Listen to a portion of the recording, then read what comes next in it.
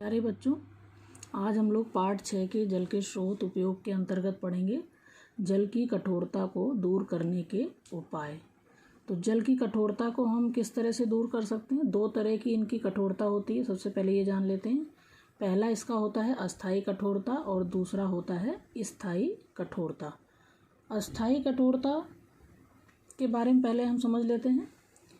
अस्थायी कठोरता वह होती है जो कैल्शियम तथा मैग्नीशियम के बाइकार्बोनेट के कारण होती है। जैसा कि मैंने यहाँ लिखा है, अस्थायी कठोरता का क्या कारण होता है? कैल्शियम और मैग्नीशियम के बाइकार्बोनेट जो होते हैं वो जल में घुले रहते हैं, जिससे हमारा जल कठोर हो जाता है। तो इसके लिए, इसको दूर करने के लिए हम क्या क्या इसमें विधियाँ अपना सकते हैं? इसमें देखिए, पहली विधि है कि उबाल कर जल को हम क्या करेंगे, गैस पे रख के पानी उबाल कर और उसको छान कर हम उपयोग में ला सकते हैं। पहली विधि हमारा है उबाल कर। दूसरी विधि हमारी है क्लार्क विधि।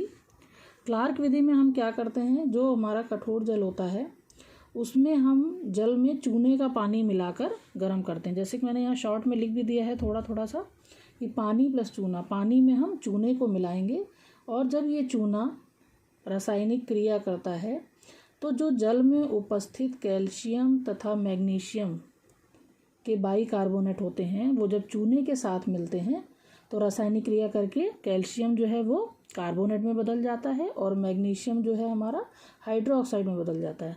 दोनों ही चीज़ें जो होती हैं, जो कार्बोनेट और हाइड्रोक्साइड, पानी में घुलनशील होती हैं। जब ये पानी में घुल जाती हैं उसके बाद हम इसको छानकर मृदु जल प्राप्त कर लेते हैं। तो ये हमारी क्लार्क विधि हो गई। तीसरी विधि हमारी है इसमें कपड़े धोने वाला सोडा, या इसको हम सोडियम कार्बोनेट भी कहते हैं। इसको भी हम जब जल में मिलाते हैं तो जल में घुले जो कैल्शियम और मैग्नीशियम के लवण होते हैं वो अघुलनशील हो जाते हैं, जिससे कि हम उसको छानकर शुद्ध जल प्राप्त कर लेते हैं। दूसरी विधि हमारी आती है स्थायी कठोरता।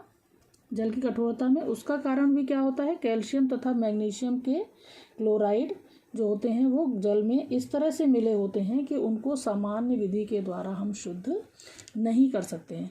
तो इसके लिए हम कौन कौन सी विधि अपनाते हैं? इसका निवारण करने के लिए पहली विधि है हमारी परट्यूटिट विधि। परट्यूटिट विधि क्या कहलाती है?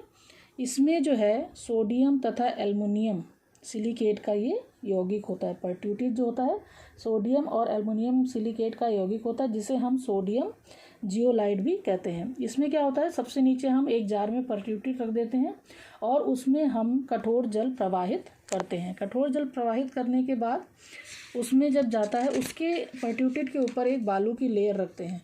तो कठोर जल इसमें मिलने के बाद ऊपर की तरफ आता है बालू से ऊपर, और बालू से ऊपर आने के बाद जल जो है वो कैल्शियम और मैग्नीशियम के लवणों से मुक्त होता है।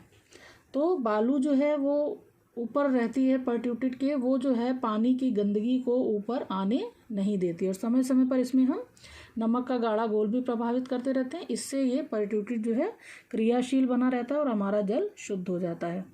दूसरा इसका दूर करने का उपाय है आयन विनिमय रेजिन द्वारा। आयन विनिमय रेजिन द्वारा का क्या मतलब हुआ कि अम्ल और क्षार की प्रक्रिया के द्वारा जो हम जल प्राप्त करते हैं, ये जैसे हम आसुत जल प्राप्त करते हैं उबाल कर वाष्प को एक बर्तन में इकट्ठा कर लेते हैं, उसी तरह से ये भी विधि हमारी काम आती है। इसमें क्या कहते हैं, 2 जार होते हैं, दोनों जार में हम एक में अम्ल का ऋणायन विनिमय रेजिन रखते हैं और दूसरे में क्षार का धनायन विनिमय रेजिन। तो दोनों में जब हम पहले अम्ल के उसमें कठोर जल डालेंगे और उसमें से कठोर जल प्रवाहित होता हुआ क्षार के जार में आता है, और क्षार के जार में जब ये क्रिया होने के बाद मृदु जल हमें प्राप्त हो जाता है। परट्यूटिट विधि और आयन रेजिन विधि का चित्र मैं अभी आपको दिखा रही हूँ। देखिए बच्चों, ये हमारा है परट्यूटिट विधि का चित्र।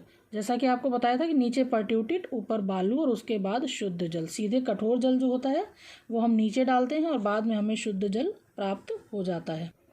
दूसरी विधि हमने आपको बताई थी आयन विनिमय रेजिन द्वारा, ये उसका चित्र है।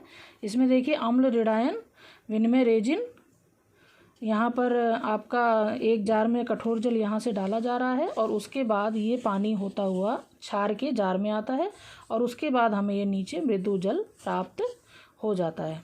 तो ये आपकी है जल की कठोरता।